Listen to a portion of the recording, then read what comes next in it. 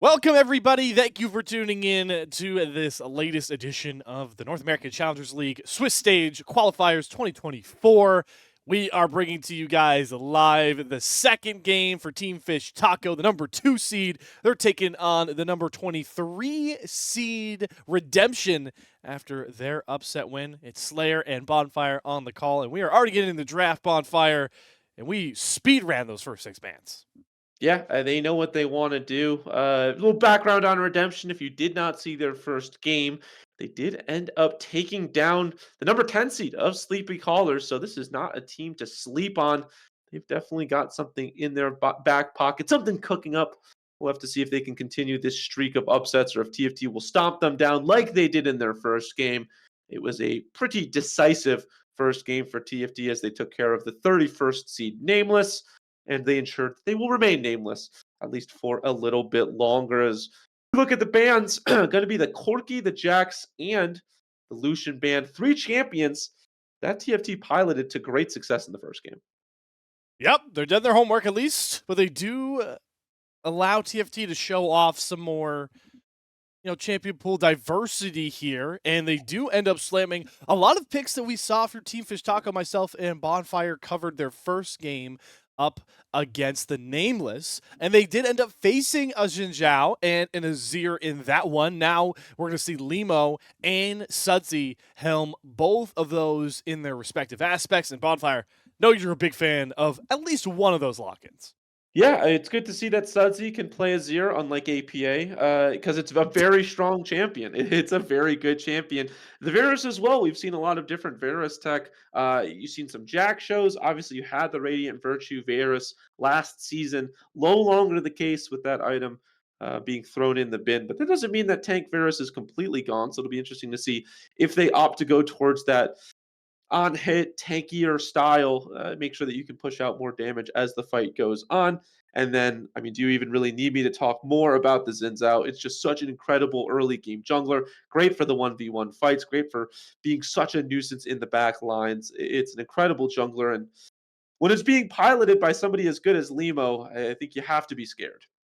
Certainly something to fear when it comes to Limo, especially I saw during the combines, I know it was season 13, but he was showing out on a lot of damage-oriented junglers. He had some amazing Nocturne games, and while Nocturne is not Xin Zhao, I feel like they play kind of similarly, at least in the way that they're not about tank-oriented, they're about damage-oriented also. Limo played a fantastic Sejuani game, and now gets to show that he is not just a one-trick pony with those overpowered tank itemizations. Second wave of bans has flown through here, and some target banning coming out from TFT there, taking away a lot of those mid laners from Mr. I believe Blonde himself. Yeah. Well, the LeBlanc is also, both of those are very, very strong right now this season as well.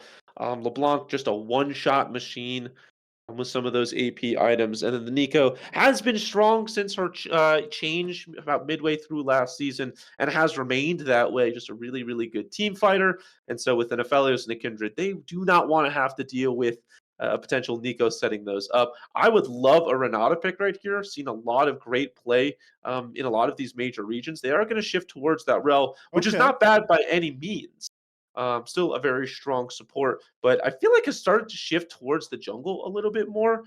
Still piloted to great efficiency, and I would be surprised if they didn't go towards the Rumble. I understand they have a good amount of AP with this Azir, but Rumble is just so incredibly good right now. It's hard to imagine not picking it up when it's not banned. Porter had a fantastic Jax game. I mean, most of everybody had great games, but I love this lock-in. I think Mm. Udyr is a Titan right now when it comes to the strength of not having to stick to a mythic. Those tank items, the frozen hearts, are very overpowered on 14.1b. I think you get some extra frontline. I Ooh. love it. I do love this Udyr pick. The answer becomes, what does Redemption want to answer with? They left their counter pick up to 67, and that would be a really interesting call if that's locked in, Bonfire. I would not love it as it they are indeed going to lock it in. I mean, Wow. It's got its strengths. There's a lot of squishies that you can, potentially devour and keep them safe. The biggest issue is this Udyr. The strength of Udyr comes with you're just never going to get pushed in. You're always going to have push up. And Tom Kench notoriously bad wave clear, and so I think that's going to be a pretty big concerning factor. Because this Udyr is going to continuously have push, going to always have priority, and we saw how important those grubbies were in that last game when they played towards the top side. And so I'm a little nervous about that Tom Kench pick, if I'm being honest. Certainly a not to status quo when it comes to the meta pick, nonetheless, right? But I think I understand it to a degree. It's like, how do we answer the sustainability of an Udyr, right?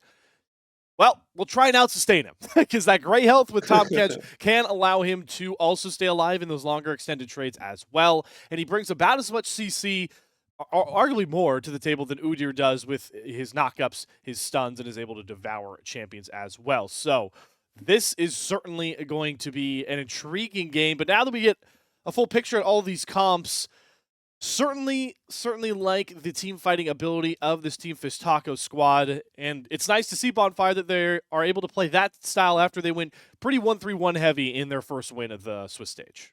Yeah, I mean, this is a fantastic front-to-back team fighting squad. You've got Zinzel, Rel, and Udyr buying space, and then Varus and Azir scaling up, being a huge problem. My one request is that it's not Poke Varus. I think Poke Varus kind of fell off a little bit as this new season came along. On hit just much, much stronger. But I will say, if there was going to be a game to go Poke Varus, if you are going to test the items, it would be this game because you're really just going to chunk everybody out other than the Tom Kench. And obviously, you've got the Azir to get through the strength of the Tom Kench. So if you're going to go poke Varus, I guess now is the game. But on hit, I feel like is the tech. Certainly is going to be the tech. Apologies on the production side that we are not getting the client up. I am having some difficulties even getting the client to appear here on the recording. So we'll just stick on the draft lull. But I can't confirm to everybody that's still watching along that they are flying through the draft on client side here. But draft wall's honestly better, Bonfire, because it allows us to look at exactly how the picks always go down. And that's certainly what we like. When it comes to the side for Redemption, what do you like about this comp, Bonfire? I think there are things to like. I think you could definitely talk about how it's a good pick comp. Look, whenever you've got an Ari, you're always looking for a pick comp. They also scale fairly well with the Kindred and Aphelios. I keep coming back to the same point, which is they have one front line. They don't have fantastic pick. They're super weak, and they're just going to get outscaled by an Azir. And so that's the slightly concerning point for me. I mean, this is the Sudsy. I feel like this is a Sudsy legacy game just waiting to happen. This is kind of the Azir dream scenario, right? You're able to just hop in, stream a shuffle everybody, and just get your soldiers set up, do tons of damage, absolutely shred through these squishies late game. So if you are this Redemption squad, you might think, well, we want this to go late with this Kindred and Cephalios. But realistically, I just don't think it gets that much easier for them. As a whole, I do feel like TFT did a little bit better with their drafting. And look, I'm unbiased. I thought TFT didn't do so great in their drafting last game. So it seems as if they've learned from their mistakes. They've gotten themselves a good composition, and they're in a good position to potentially go 2-0 on the day. Always the perfect start you certainly want to look for because, like we talked about, I'm still in live mode as a caster, so this is a little strong. A conversation myself Bob Fire had earlier that I'll mention here on this one as well is the Team Fish Taco. I had the luxury of being able to cast their combine back at the end of 2023, and we got to talk to Sherv, the owner himself, GM extraordinaire, whatever you want to call him. And he made sure to reinforce he nailed it down on the stream.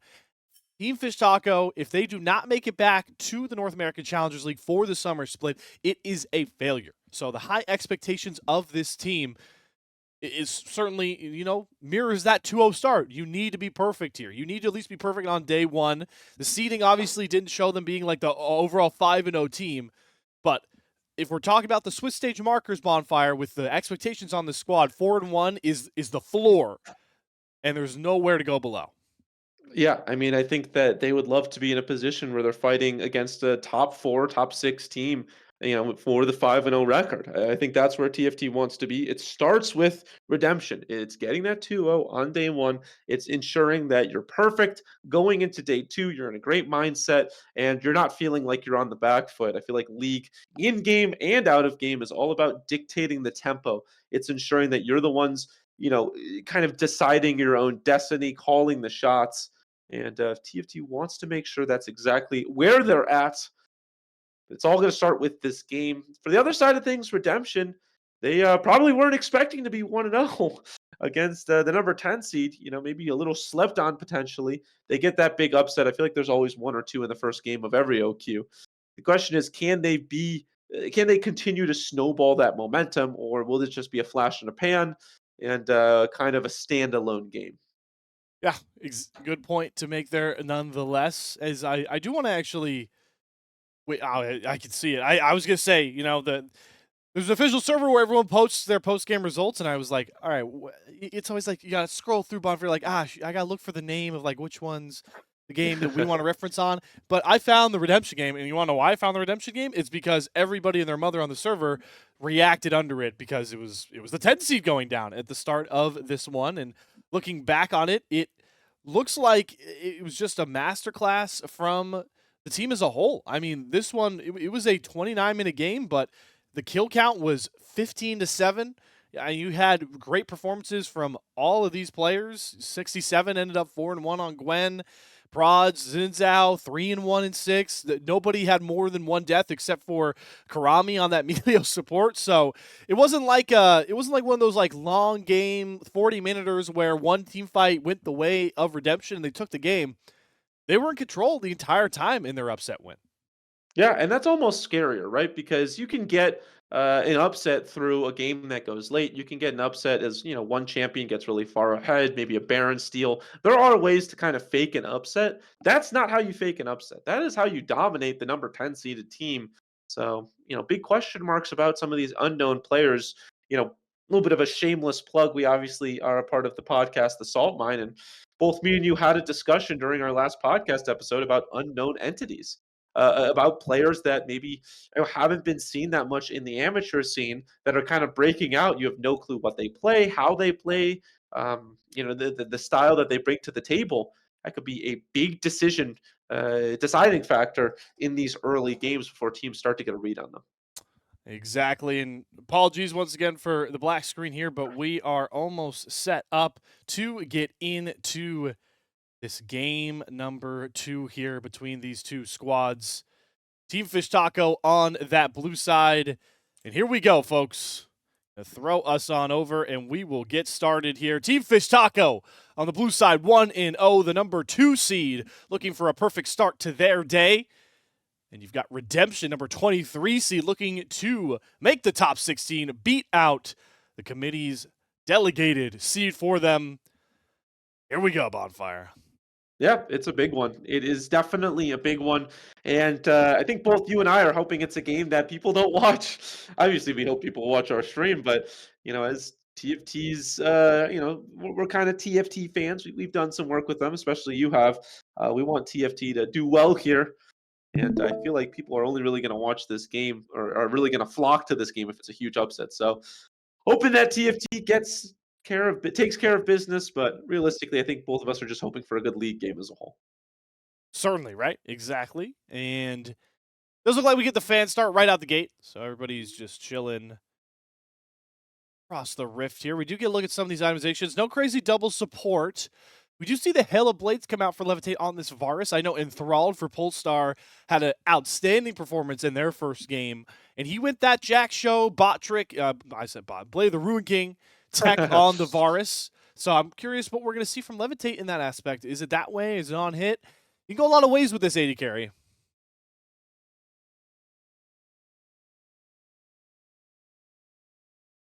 Do get those minions crashing in here. A lot of good poke coming down from Mr. Sudsy.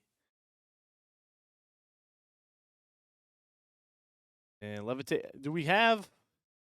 We might have lost Mr. Bonfire, I believe, potentially.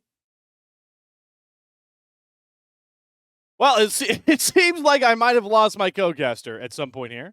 I don't know exactly what happened there. But we will continue on regardless. Both these junglers starting out with not mirrored clears. They're both going top to bot side. And that should allow for potential gank paths to get set up.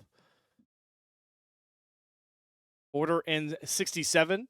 Also going to be dueling it out on that top side. We talked about the Tahm Kench and the Udyr are two picks that are, the Tahm Kench isn't necessarily in the top lane anymore. It's been a while since we've seen him in the top lane.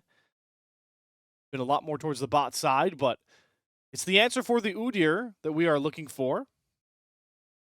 Mr. Slayer. Hello, can you hear me again? I can hear you again. Okay, I thought we lost you for a bit. You did lose me for a bit. You know this obviously, but those who don't know me personally don't know this. I have a cat who likes to hop on the power button. Shout out Gizmo. Shout out my cat. Goodness gracious. Well, it's okay. I'm here now. I hope I didn't miss much. No, I mean as long as you see the feed, didn't miss much at all. All right, good. So we do have an invade coming across though from Limo. Flash Charm comes right across onto the head of Sudsy, answers with a flash of his own. Prod also flash forward. So end of the day, Sudsy trades his flash for 2. Yeah, great work right there from Sudsy. I thought Sudsy was for sure a goner, but great work getting the flash and then obviously getting that pullback. Hoarder. Good stun there. A little bit dangerous right there. But yeah, like you said, getting the stun, ensuring that the catfish isn't going to hop out of the pan. It's going to stay in the fire. And another gank early on from the Kindred isn't going to get anything, but early on, this Kindred getting out early and getting on the map. Get out early, get on the map. Name of the game always with Kindred is to try and grab those stacks. And if I want to do my little self-pan, he actually stops his back. No, he did grab the first scuttle stack, so he does end up grabbing the first one towards Kindred. The magic numbers with that are always going to be 4 and 7 to look forward there. So he does lose his camps, though. He pays the price. You can see Limo is now up about 2 camps. Yeah, Limo is going to be in a really good position, and boy, this Tahm Kench, I think, is dead. Bye. See you later. Yep, the Hoarder has now gotten first blood in both games for Team Fish Taco. That one a lot less exciting looking than the last. Yeah, not exactly a Jack solo kill right there. We were hopping on, getting the counter strike, all that good stuff. But look, it all fills up the box sheet, still the same. Getting a beautiful kill right there, ensuring TFT grabs themselves the lead. And a pretty substantial gold lead already. Up on nearly 1,000 gold this early on. Feels pretty impressive. Certainly does look very, very impressive so far. As it does amount to about a 700 gold lead here. The Grubs have spawned. So I'm gonna give you a take here, Bonfire. So you wanted to call the first Void Grubs the Jerrys, right? You were the Kevins. Okay, so the second ones will be the Jerrys. All right, I can handshake on that. I am more than happy with that. Well, let's see if Team Fish Taco want a handshake on this Drake. Snow says no. Oh my God, Snow with the crash down. He might just kill Prawn all on his own, and he does. Who says supports need damage backup? Snow does it all on his own. Yeah, and this is a horror right now for Prod because not only are they down quite a bit because of the early ganking, now this Xin Zhao is going to be able to continue to snowball in the CS department. They're going to grab themselves the first dragon. They're going to get a good back timer as well, and I believe they're going to be able to go for the grubbies as well. And so this Kindred really in a tough position as Levitate going to be battling with this Aphelios early on. With that arrow, it does mean that the trading is going to go fairly even, but this Kindred is in a really, really tough position. And with this shove-out bot, again, it just kind of puts Prod in this horrible spot, because where are you supposed to go as Kindred? I guess you just take your camps and hope for the best. Yeah, and bot side's not going too much better for Redemption either. Kongji is down at least another wave on top of that, and it allowed Levitate to get a pretty easy cheater back. I don't believe he will lose much more CS here. As topside, like you talked about, doesn't even need to be Limo. Hoarder, he's just grabbing up all the grubs. Yeah, getting it started, one of the big strengths of Udyr is that tankiness, and like I was saying early, look how long it takes for the Tahm Kench to be able to shove a wave out. Udyr was out of that lane for about 30 to 35 seconds, and they just barely get the wave shoved in time. Udyr is going to miss a couple of minions, down about 12 CS right now to the Tahm Kench, but I do not believe Hoarder is too concerned about it, because at the end of the day, you're not looking at the CS and you're looking at the XP. It actually is Hoarder in the advantage, up a level on this TK. Up a level and TFT are just up across the board. They are certainly answering, you know, everybody's status quo call for them, so to speak. Number 2 seed, a team full of 4 guys who, well, basically, Hoarder kind of counts, but 3 guys on TA. There were a couple wins away from their own promotion. Sudsy obviously did promote with Mirage Alliance, and then Hoarder was a big part of that TA squad, so Tier 2 aspirations nonetheless. Everybody in the community also put them up on that bar, and so far, that bar is not easy, very easy, excuse me, to reach and go beyond. Yeah, they still have to win this game. They still have to do right by the position they've set themselves in, but it is by no means a guarantee. And right now they're putting themselves in a good position to get there. So at least go, like we said, 2-0 on the day. The biggest thing for them. This is the strength of that Udyr, though, as we were talking about earlier, just able to shove waves. Look at the roam. Look at the vision this Udyr is able to get. One of the many, many strengths of this top Udyr pick. Able to shove waves and just be a menace across the map. Yeah, and I'm also personally a fan of Snow now on an engage support here. He played a great Melio game, don't get me wrong, but Snow, it's just most fun to watch support players, the best of the best on engage supports. It's where they're most flashy. We already saw Snow get himself a kill. We do see a great dodge from Sudsy. What a sidestep there to dodge the charm coming out from Blonde, as that might have just been a solo bolo the other way. Yeah, had flash as well, so I don't think was ever really in too much danger. Especially with the Kindred not very close, but beautiful sidestep. Pretty clinical with it right there. Sudsy has played a pretty good day so far, and Limo trying to make Prod's day quite a bit worse, and probably going to have to burn the flash there. Yep, and it's going to lose more and more camps as that goes on forward. And look at this from Sudsy. The flash Lambert's respite won't save Blonde, and now Prod might just get caught. Limo knows he's flashless. Limo kills him off. What can TFT do wrong right now? Yeah, TFT is firing on all cylinders right now, Slayer. This is a team that feels destined to go in the 2-0 pool. Looks very, very strong, and just looks like they haven't let up since their first game. Everything is working out for them right now. Topside, not really a concern.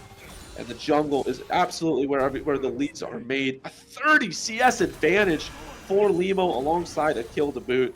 This Kindred is going to be a long time before she's back in the game. And then mid lane is Azir. I was talking about it last game. I was a little disappointed that my premonition wasn't, kind of brought to light, with DFT stomping. Now I'm excited to see the Azir damage brought forth. Yeah, and, I know a couple things about Spectator, even if I am doing my first little league production here. There's the gold graphs for you, so you get a look at the advantages that are on the card here, and no surprise, it is mostly in the jungle. But here's Snow crashing down, gets a ton of damage onto Kongji, but so is Prod, but he doesn't have Lambert's respite. So Kongji has to flash away. Levitate now caught the slows coming across. Big double stun, though, from Snow with a flank. They weren't ready for Blonde, and he will find and kill off Levitate. Something back for Redemption. Yeah, great work right there, just working the map from this Redemption squad. Great awareness of we have the Ahri, we have a great spot for the Kindred. At first, it didn't look so great, but doing a good job there. Hoarder's gonna get eaten soon. Question is, will he die? Should be fine in the top side, and oh boy, he threw him under turret. And Hoarder gets a stun, but I think he's dead. Snow on the other side is going to get a kill for Limo. And what the hell happened to Hoarder? He's full HP. Now he might have a shot at killing 67. Yeah, if you want to gain LP, this is the bonfire, ticket to win. He's dead. Oh my goodness. He's dead. Wait. I think Hoarder is dead right here. No, here. the ult's going to get it, and Hoarder lives. Oh my god, this is too silly. Prod, please end it finally. You try and chase Hoarder down. I mean, this is a 5% HP Udyr. But if you know anything about Udyr, he loves to go for chases. Cue whatever music soundtrack you want behind it. Gets the stun. But Prod finally ends the reign of terror. Oh, my goodness. Oh, Hoarder. No way. Just an absolute menace. Oh, boy, Prod, I believe you're dead, my friend. He doesn't have respite up just yet. The red buff burn is enough. Limo punches in the calculations and gets himself a trade kill. Unbelievable. And Limo's going to be able to get out as well. TFT are just, it feels like they're just expanding the pace of this game, and they're still doing super well. I think normally when you have a lead, you kind of just want to sit on it for a little bit, get neutral objectives, get your lead that way. But TFT says that's boring. It's not how we want to play this game. And they're ensuring that it really feels like this Redemption squad doesn't really have anywhere to go. You want to fight? Sure. TFT wants to do that. They're going to do it better than you. You want to wait? Sure. TFT has a 4,000 gold lead. What are you waiting for? And look at this, back-to-back games for Team Fish Taco, where they are uncontested, securing all 6 Void Grubs. I mean, that is just insane. That is insane. Bot side, though, it's still a lot of pressure. Levitate having to burn that flash, but just a small price to pay. Yeah, it's only a flash. It does mean they might not be able to go for a fight in quite a bit. Oh my God, Sudsy did it again. Another down dodge, and Blonde is left with nothing. That charm's so vital for already get those solo kills, and now out of ultimate, no more Spirit Rush. Could that sway the Drake back for TFT? I think they should be able to go for this one. They're not super confident. They still do have the Stream of Shuffle, but no flash on the Azir and no flash on this Varus means that that's pretty immobile carries if they were to get a pretty good engage. The big question is, where does their engage come from? And this goes back to that original point I was making about how I didn't love this Redemption comp. Who's their go button? Is it the Tom Kench? That's not really a great consistent go button. Is it being able to poke out? I feel like the Varus and the Azir do better than that, and so you just kind of have to hang around and hope that something goes their way. They do have the ability to play disengage if they like. But Limo, he doesn't care about any of that. Easy steal, the Crescent Guard, blocking a lot of damage, but he does eat a charm, and he should die for this, and he will fall. But how much more can they get on the back end of this? Pings galore. TFT look like they still want to fight. Snow, the crash down, Metal Storm. He's pulling them all in. Line them all up for Sudsy, but he can't throw out Lamb's Respite just yet. Finally drops. Now everybody can hit the great screen. Fraud goes down. Levitate looking for more. Piercing arrow into the heart of Kongji. And look who flanked around. Hoarder pops up from the other side of the jungle, right on top of Karami. And this Lulu has no chance in the world. Limo falls. TFT makes sure Redemption pay for it. But the fighting, it might not be over yet. 67 is also teleported down here. Pops his ghost. Kills galore. Somehow Sudsy swings back and kills off Blonde. And now it's just the TK. Can the Grey Health get him more kills? Only able to get a shutdown. It's a delayed ace for Team Fish Taco.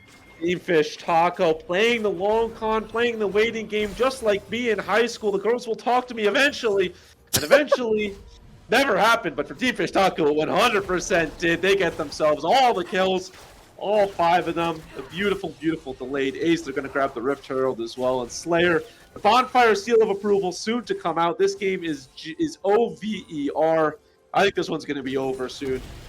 Just does not feel like there's any way for them to get back into this Redemption. Are in such a difficult position. 3-1 is here. The front line is super fed. I don't know. It's just a tough game. I live my life for the Bonfire stamp of seal of approval. That's what I live my life for, if anyone was curious. You should. It means that you're going to win the game, except for when I'm wrong, which is not super often, I hope. I hope. Prod lives his game to try and get back into it with those stacks. He did quietly have 3 kills, so he's got 3 of the 5 kills here for Redemption. He does grab, I believe, his 3rd stack, but still a far ways away. And look what all of that topside pressure gets him. I mean, look at all these grubs. Oh, no. Where's the Rift Herald going? Oh, no. Wait, hold on. Drifted it a little bit wrong right he's here. Cooking. He's cooking. He's going mid. Wants to bring it to the mid lane. Yeah, you're going to lose a bit of health. I mean, they should just be able to smite it because it's going to drop down to about 400 health, but they can somehow find a way to keep it alive. Maybe you can get another charge off? I mean, Sudsy can zone off Kongji. He can't step up whatsoever. Oh, Shelly. Oh, she didn't even crash. But look at Kongji. Kongji's nearly dead. And now they're going to jump onto 67, who does actually just pop right out. That was an interesting Season 14 only interaction there. Well, they're still going to be able to get the mid lane turret just because of how far ahead they are. They got Hoarder on the side lanes again. If you are new to TFT, it seems as if this is their go-to strategy. Just throw Hoarder on a side lane and let him cook. And these charms, man. Yeah, they're getting brutal. Dude, looking like me in high school, just not getting charmed by the ladies. We're really hammering Bonfire's high school life, aren't we? Yeah, it's just, I mean, at a certain point, what else do you have to talk about? I can only talk about Redemption getting slammed so much. Well, talk to me about how you can see them get back into this game, Bonfire. As much as I enjoy your tales of high school, one way could be collapsing on Hoarder. I mean, just like me in high school, you just got to wait it out. You know, college was a little bit better, so that's the way they got to play it. Some fancy footwork here, and Hoarder might be in trouble. All right, Hoarder, let's let him test this Udyr. 1v3, the Polymorph doing a lot of wonders. He's getting the shielding, but Prod stacked up the Conqueror, and he's able to grab his 4th kill of the game. But what does it cost them? Turret. It cost them a turret. They're going to get a shutdown onto this Udyr. It's something. It's gold. It's money. And it's in pretty good hands. Look, you're talking about this Kindred Prod. Back in the game, to a certain extent, still down around 30 CS. And does have those 4 deaths to their name. If we want to hover this this Kindred, how many stacks is she sitting on right now? I'm curious. 4 stacks. All right. It's a good place to be at for Kindred. But again, they don't really have a super consistent front line, so got to be careful, you know, piloting this pretty low health Kindred. Anyone who's even more low health? Karami. Okay, doesn't get jumped on by Limo, who does have more than enough damage in the tank to pick up one of those kills here. Hoarder is definitely the most fed. I feel like it looks like he's on 2 items. Just take a look at that gold graph. Yep, he is 1,400 up on his lane counterpart. Jesus.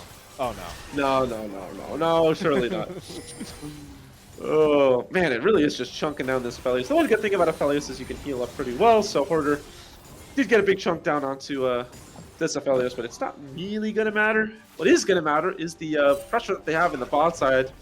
And I was talking earlier in the draft about it, how you always want to be up-tempo in League of Legends. This is the in-game up-tempo that I was talking about.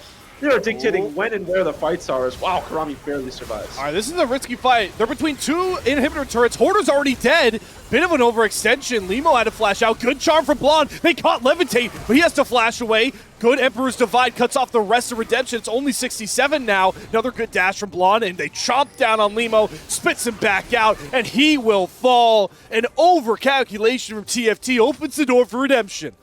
Yeah, TFT, we haven't really seen this side of them yet. I feel like with every great team, there's a bit of trolling that's going to happen. Oh, Sudsy might have over-pushed right there. Wants to go in. What was that? Kongji steps up to try and get the root. He might set Prod up for a trade if Sudsy didn't have flash. So Sudsy able to rescue 1 kill back for TFT. But Redemption still have all the tempo and a couple objectives that they want to grab them. Yeah, potentially. I don't think they can really start up Baron. I mean, it's not even up yet, so they obviously cannot. So Baron's off the table. They could go to the Dragon if they wanted to, but at this point, everybody is pretty much up. And so they didn't really have the time for it. And unfortunately, it's a fairly important Dragon that they're going to lose out on. That was Soul Point. So they get the kills, bring the gold back to around 7,000, but this is the issue. There's just not a lot other than the kills that they're getting. Seems like, though, Bonfire, the name of the game for Redemption is playing through Prod here. 2 items now on this Kindred, the Trinity Force and the Kraken Slayer. A beautiful combination for this champion. Got to find ways to get that range up and maximize it. But like you mentioned, Soul Point now for TFT. And with the front line they have, oh boy. Yeah, I just don't know how they're going to get through this Udyr. This is Zhao, fairly tanky as well. Just difficult to kill when they have that ult up. And Rel. I was going to say that we haven't even talked about the Rel yet. So as a whole, they have to burn quite a lot before they get even close to Sudsy. And this is what I'm looking forward to, seeing the damage this Azir can put out.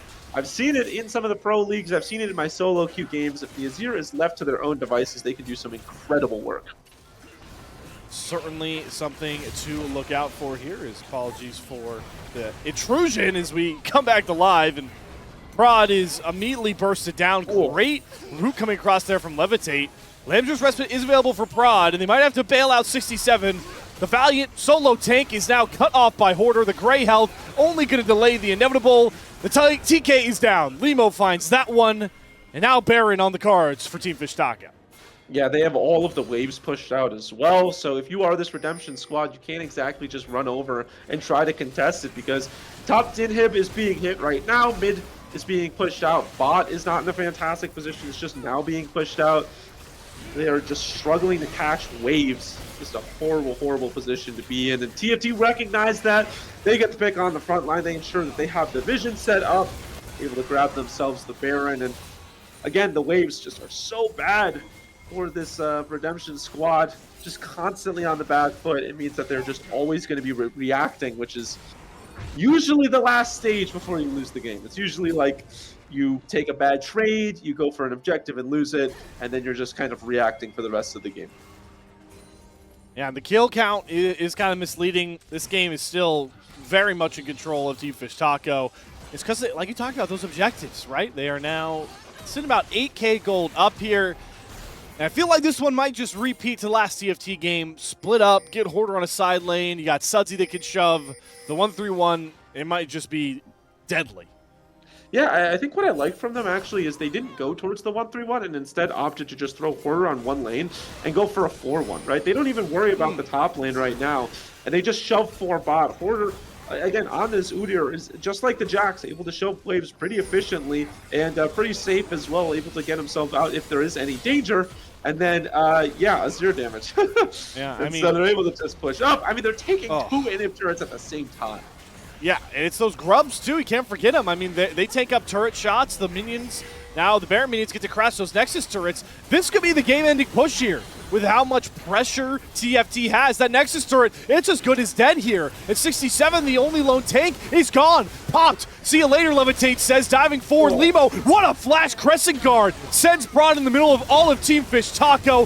One dicey fight is all that marks the mistakes for Team Fish Taco. They are going to end a nearly perfect day one of the Swiss stage, 2-0. Yeah, I mean, they made that one look easy, Slayer. In the last 2 games, can't remember a single time that they got multi-killed. They obviously got multi-killed once there, and they got multi-killed, I believe, once, maybe twice in the first game. But as a whole, that was a clean day one for TFT. They take care of business. They wipe off their shoes before they head into day 2. And they head to the 2-0 bracket. And I can't say I'm surprised with, you know, the players that they have on the team, but we've seen better teams falter. So it is important wins that they were able to pretty easily get. Important wins that also both ones came Bonfire sub 25 minutes. This one shorter than the last one. 23 minutes and 38 seconds. And while I would love to hear your awesome synopsis, and I'm sure we'll include your high school time reference once more, all I'll say here is if anybody else has watched both these games from Team Fish Taco, if you didn't believe that playing for topside Void Grubs is important as a team, I hope you do now. Yeah, I feel like Hoarder is really reveling in this meta right now. On the picks, Limo playing really well for his top laner, and Sudsy is just a rock, man, able to dodge out on so many charms. In game 1 had a lot of similar moments where it just felt so elusive and so difficult to pin down. And the top side for this team very strong, and the bot side not bad at all either. Levitate and Snow too. Honestly, they're more on damage control because they're being weak sided, but they are very good at that. Very good. Just all around from Team Fish Taco. The number 2 seed looks as good as advertised, if not better. And unfortunately, this video is certainly shorter than I'm sure many of the ones on Running the Rift are. And quickly, I want to shout out Running the Rift. Big shout out to Sherv and Rare Adam Ganny casts as well. They came together to make sure that as much of the Tier 3 casting community can come in here and at least record and have footage for these awesome games. And while I wouldn't, as an unbiased fan, label them awesome, the 2 games we've had today, Bonfire, wins are wins for Team Fish Taco, and I just can't wait for tomorrow when the real heater matchups come across.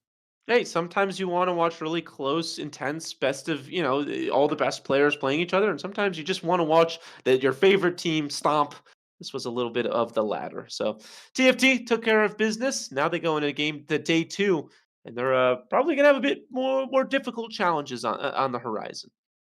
Certainly has been business as usual for Team Fish Taco. I want to remind everybody as well that if you're watching this, this means that there are a lot of VODs up. So make sure to check out more of these VODs from running on the Rift here, or running the Rift, to see what the matchups are going to look like for day number 2. We've already had some upsets. Myself and Bonfire have alluded to some of them, but I'm not going to give them all away because you guys have to go check them out on the YouTube page. But for now, it's been Slayfire, myself, Slayer, Bonfire on the other end of the microphone, and we will be back tomorrow, Sunday, January 21st, since I should probably say it on the video form, to cover more awesome action of the NACL Qualifier Swiss Stage 2024. Until then, take care.